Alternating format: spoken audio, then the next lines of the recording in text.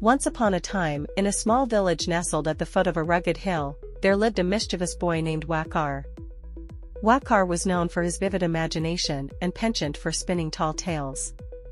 Every evening, he would climb to the top of the hill, where the grass swayed in the gentle breeze, and regale anyone who would listen with his fantastical stories. Wakar's favorite yarn was about a ferocious lion that roamed the hills. He would wave his arms dramatically, eyes wide with fear, and declare, "The lion is coming! The lion is coming!" The villagers would drop their chores and rush to his aid, brandishing sticks and shouting, to scare away the imaginary beast. The villagers indulged Wakar, believing his stories harmless. They admired his creativity and chuckled at his antics.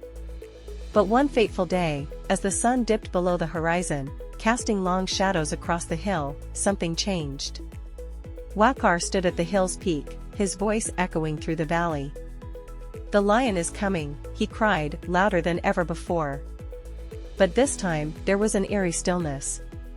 No one came running, no concerned faces appeared on the horizon. Wakar's heart pounded as he strained his eyes, searching for the familiar figures of the villagers. Had they grown tired of his tales?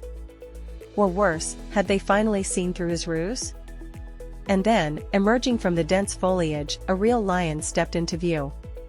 Its golden coat shimmered in the fading light, and its amber eyes fixed on Wakar. Fear paralyzed him.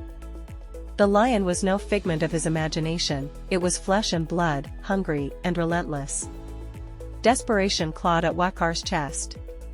He screamed, "Help, the lion is real!" But the villagers remained silent. Their windows stayed dark, their doors shut. They had dismissed his cries as yet another fabrication. The lion advanced, its powerful muscles rippling. Wakar stumbled backward, tripping over a rock. His wild stories had sealed his fate. The villagers, jaded by his constant exaggerations, had abandoned him.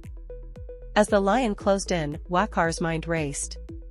He regretted every lie he'd ever told, every time he'd exploited their trust. Now, facing the consequences, he wished he could take it all back. The lion pounced, and Wakar's screams echoed across the hill. The villagers, safe in their homes, heard but did not stir.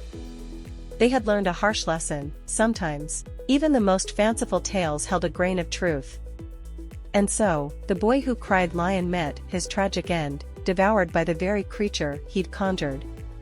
The hill remained silent, haunted by the memory of Wakar's lies. The villagers, forever wary, no longer rushed to his aid. They had learned that sometimes, reality wore the mask of fiction, and trust was a fragile thing. And thus, the legend of Wakar lived on, a cautionary tale whispered by parents to their children: beware the boy who weaves tales too well, for one day, the lion may come.